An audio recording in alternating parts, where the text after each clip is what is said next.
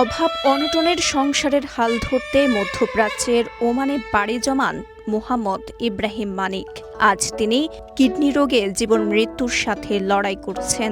তার এই কঠিন সময়ে পাশে দাঁড়িয়েছেন তার জন্মদাতা পিতা, যিনি সন্তানের জীবন বাঁচাতে নিজের কিডনি দান করতে প্রস্তুত। আমার আব্বা আমার ছেলে মেয়েদের দিকে তাকাই আমাকে একটা কিডনি দিবে বলছে। এখন ওইটা স্থাপনের জন্য আমার অনেক টাকার দরকার।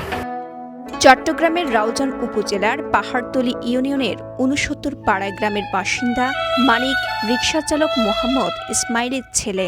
পরিবারের অভাব ঘোচাতে পড়াশোনা ছেড়ে ওমান পাড়ি জমালেও অসুস্থ হয়ে শেষ পর্যন্ত দেশে ফিরে আসেন। তো এখন হয়তো রিক্সাওয়ালা মানুষ রিক্সাওয়ালা চালাইয়ের কিছু করি না পারিব আসার মানে আমার বেরিয়েরা এই এত বড় খরচই চালানো সম্ভব নয়। প্রবাসে যাওয়ার পর স্ত্রী, এক ছেলে ও এক মেয়ে সন্তান নিয়ে বেশ সুখেই কাটছিল মানিকের সংসার।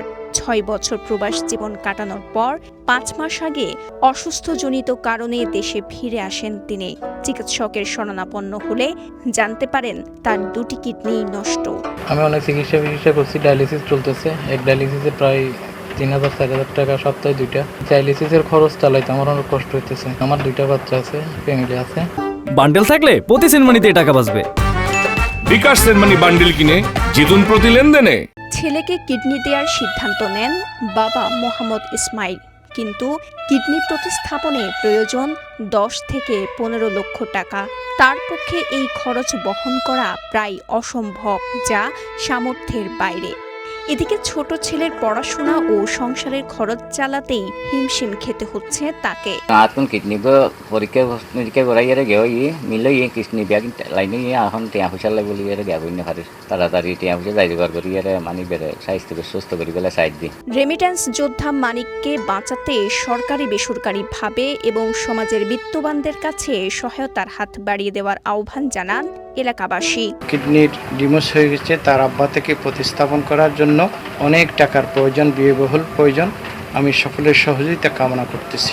মানে তার 2টি কিডনি নষ্ট, এই কিডনি প্রতিস্থাপনের জন্য প্রচুর টাকার প্রয়োজন।